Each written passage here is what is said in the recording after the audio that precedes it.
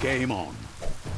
Tribes always scavenging for scrap, and the yard has plenty to go around. But they should have stuck to looting instead of playing around with sprockets.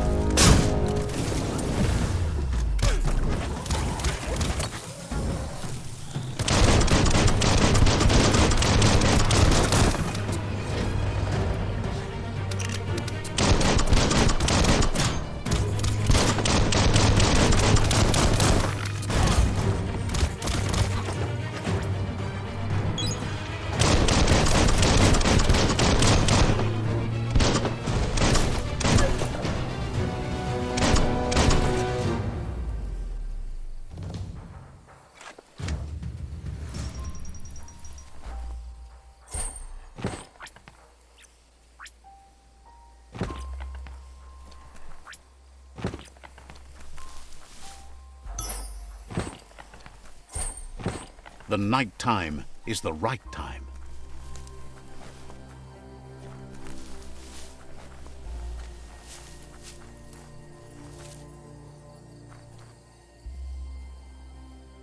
Bomper Bonker's busy ram-banging the door. This is your chance.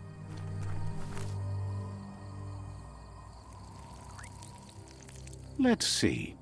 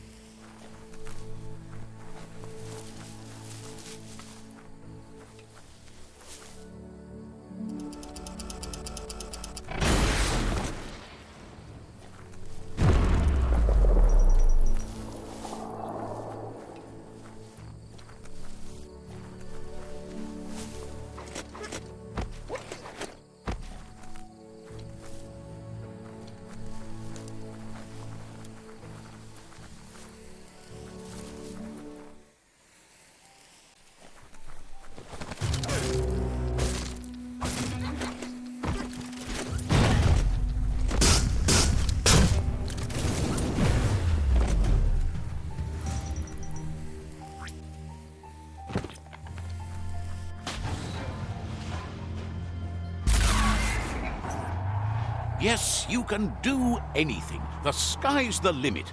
Now, let's take this back to Earth. Wow, you really took that all the way down to the end, in flames. It's a wonder some of these up and downs still work.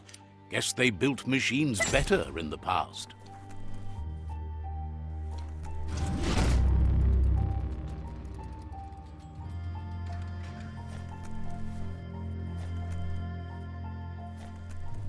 The spent nuclear fuel that Toxanol dumped in the surf had detrimental effects on the marine habitats, while the overflowing landfills contaminated the groundwater. Combined, this sent their world... I need to brush up on my Wando, but I have a feeling he believes it was you that caused the bang at the yard. Oh, and he says he knows you. You used to call him Gizmo. He gave you the oil-greased hands when he taught you how to upcycle. Gizmo remembers you as a nice kidling, and he can still sense the warmth of your good heart. But Gizmo says how you experience a memory can be different. You know the story, but sometimes the truth it brings is personal.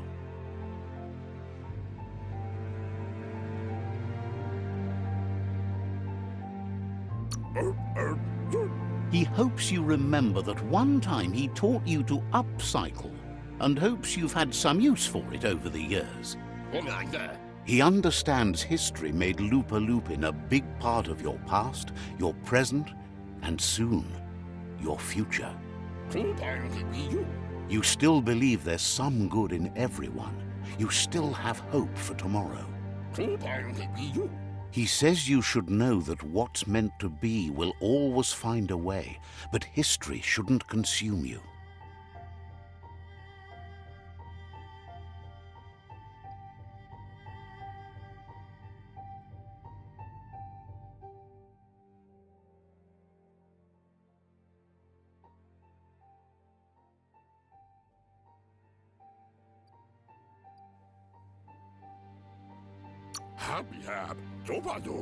Gizmo encourages that. You should forgive, but never forget. It'll provide some comfort to your soul and keep the memory of lost loved ones in your heart. Fan that flame!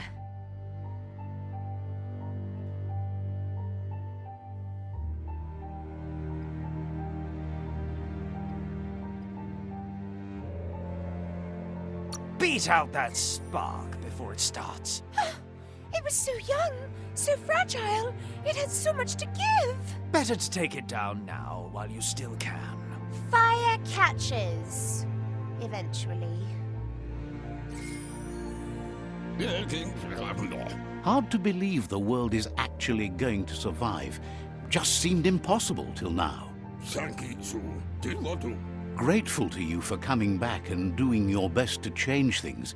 You were the only chance they had. Wonders if you liked working with the Myriad. They always seemed so centered and so seeking.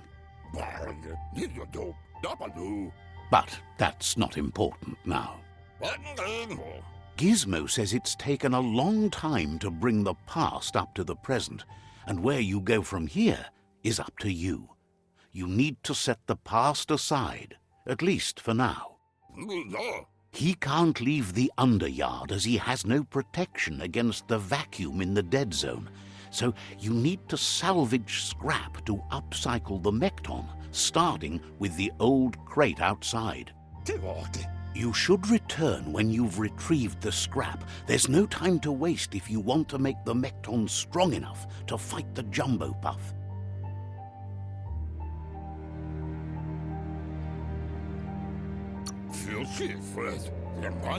It's the part of the land that suffered most from the apocalypse. It's deprived of oxygen, making it next to impossible for anything but creatures that were most contorted by the contamination.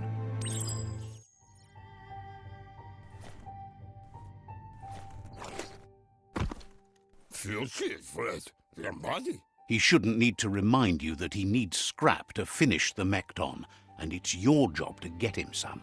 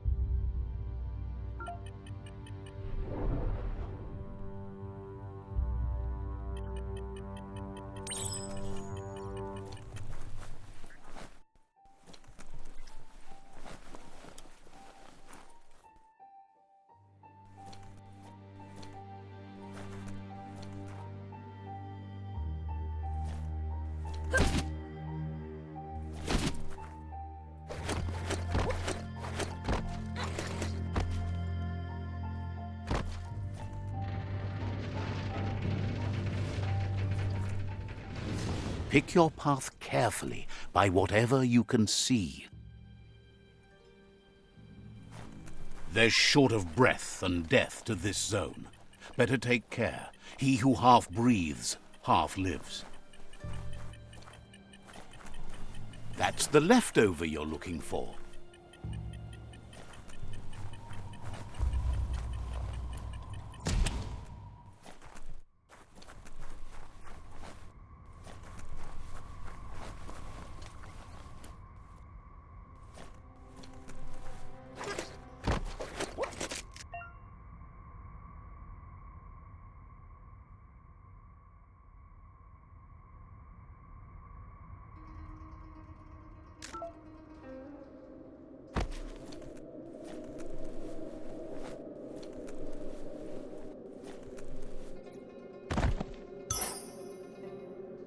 Looking better than ever.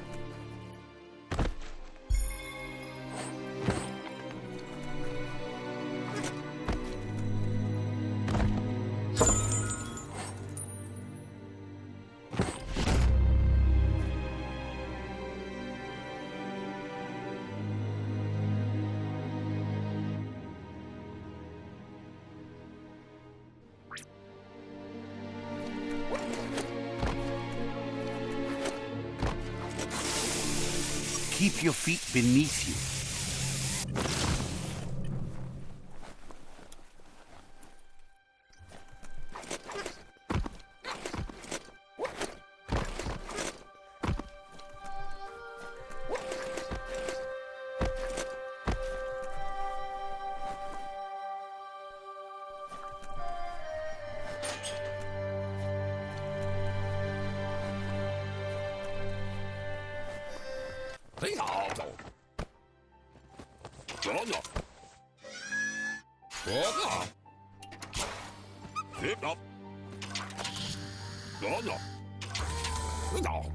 He says that's enough to get the Mekton functional. You'll have an engine, a fuel soaker, a gun, and a gathering net, but no armor, nor enough oxygen supply.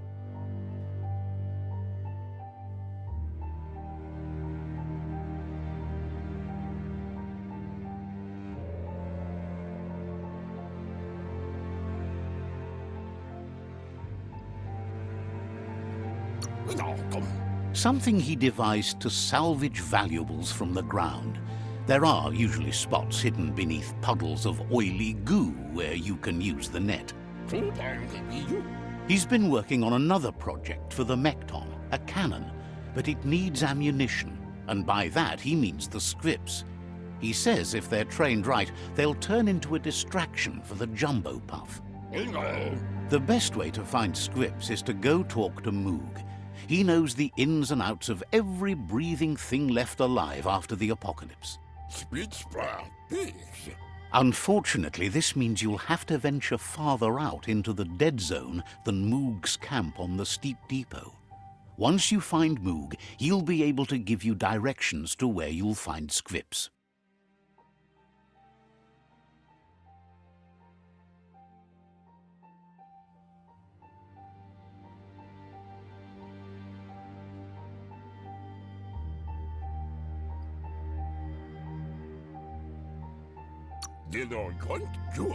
It's a little feisty and tough critter, a perfect fit for a live ammunition, if you ask him.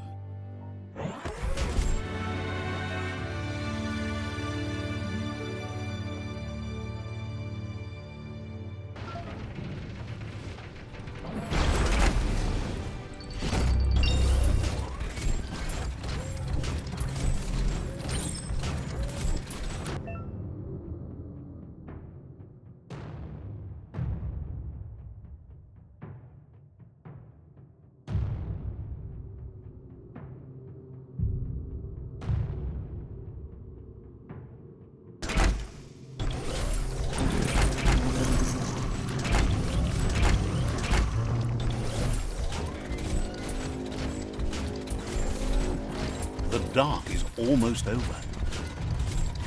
The grease monkey's mekton is built sturdy, just like himself. Can you imagine how this place used to look before the dead oil flood?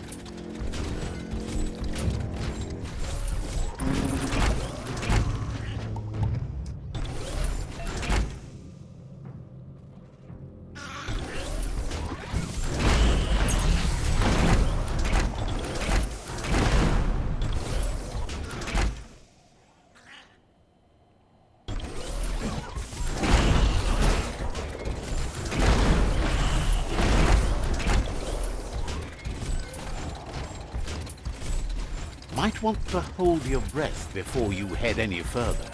You're about to witness the breathtaking vistas of what's known as the Dead Zone.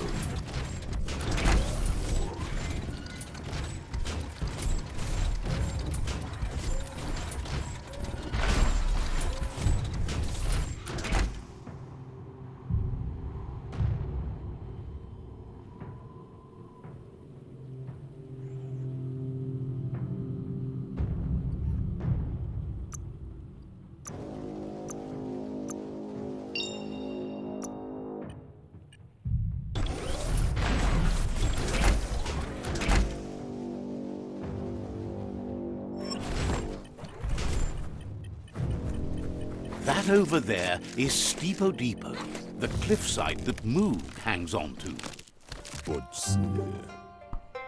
Immo. Diava.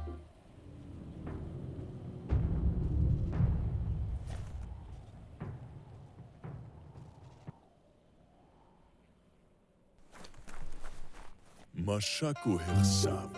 This one's impressed to see you out here. He figured you'd be dead by now. Not many are as tough and clever as you must be.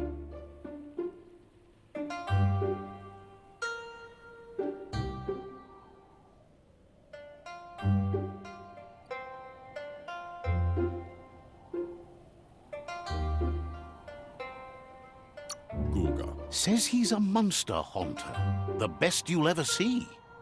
Ishkayamaku. Moog says that all your power doesn't do you a bit of good if you're not willing to pull the trigger when the time comes. Amanka. Choosing what to kill and what to spare are the most important decisions you'll make. Ishku. You might have a steady aim, but you need to be sure that you pick your targets with care.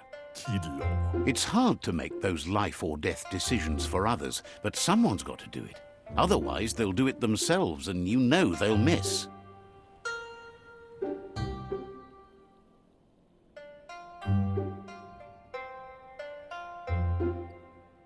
Baskilka Michael Dragukal. Claims he mostly kills whoever he doesn't like. Hose Eskuku Johanna. Says it's wild that the world seems to be coming back, but he supposes that means more monsters for him to shoot. Wonders why you work so hard to keep things alive. Bullets help thin the herd instead. Says you should give up on working with the stubborn myriad. He keeps trying to put out their lights and they keep putting up new ones.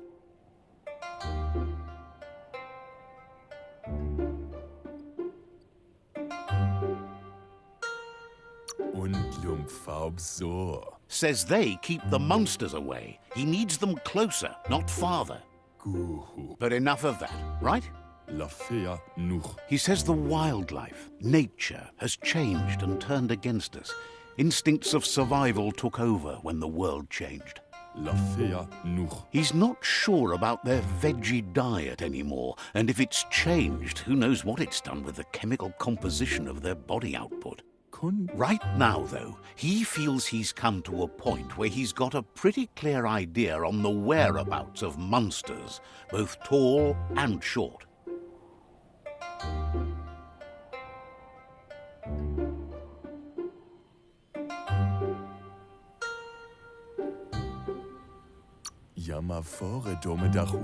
Thinks that it all hangs on the tree of life. When it started to fail, everything changed. Moog says you must learn to walk before you can run. It takes practice before you can call yourself a monster hunter. Fortunately for you, he can help. He understands you need to start off with something small before you go big. There's no better place to start than a squip cave. Hunting down a couple of these little critters for yourself should keep you on your toes.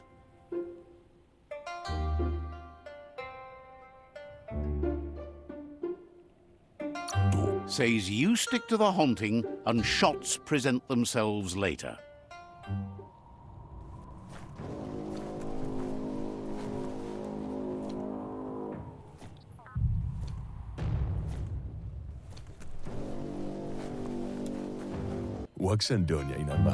Moog says you should go hunt for squips in the cave he gave you directions to.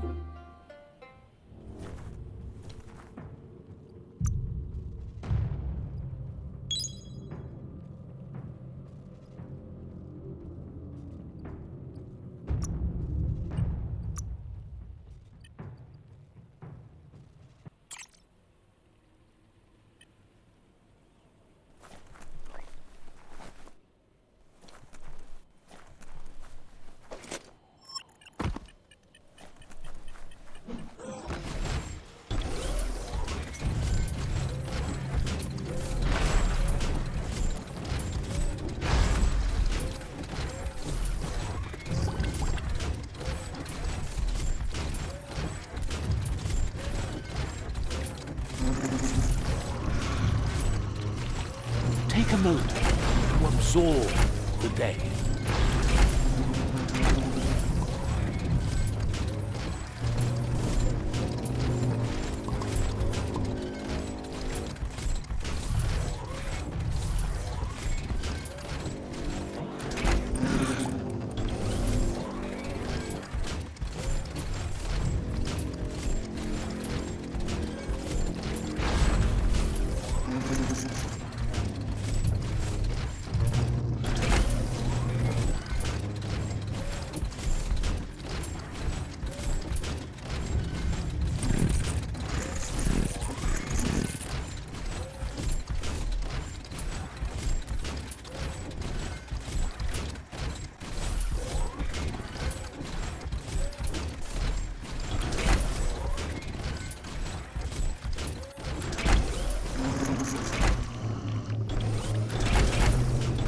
Wait, it's the scrip hole-up. Place is just filled with critters.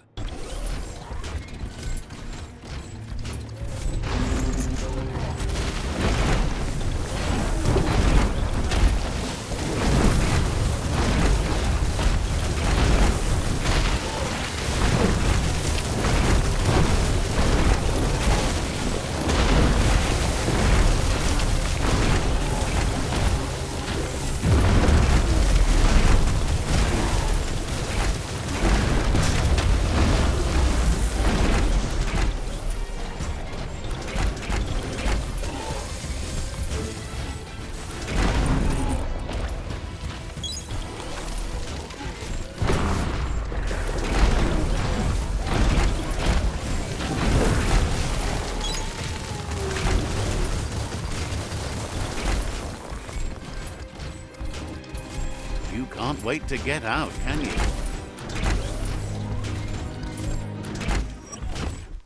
Whoa, smell that? Biohazard nearby. Someone locked it solid.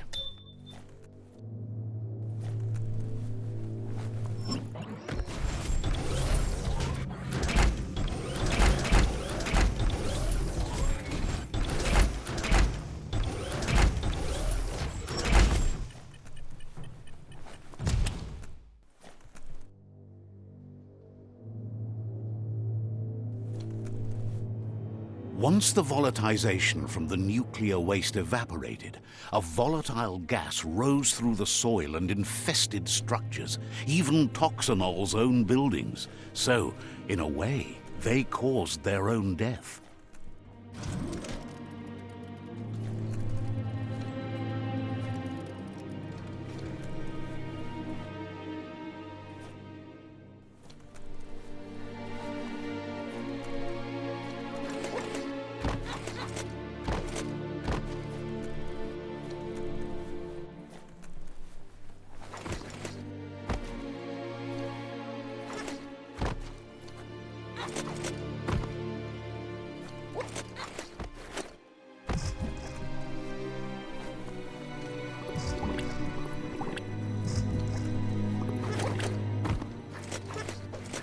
Oh, idea. Go knock the lid off that sludge truck. It'll fill the place up and you can get up to that entrance there.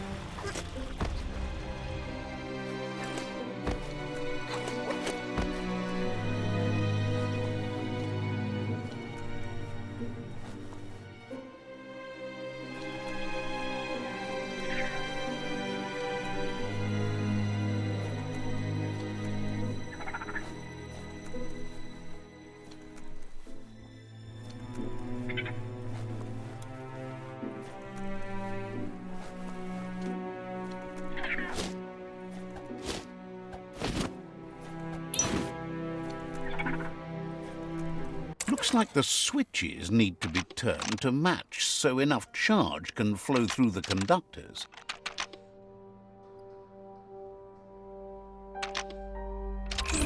Bristles like the hair of one electrified.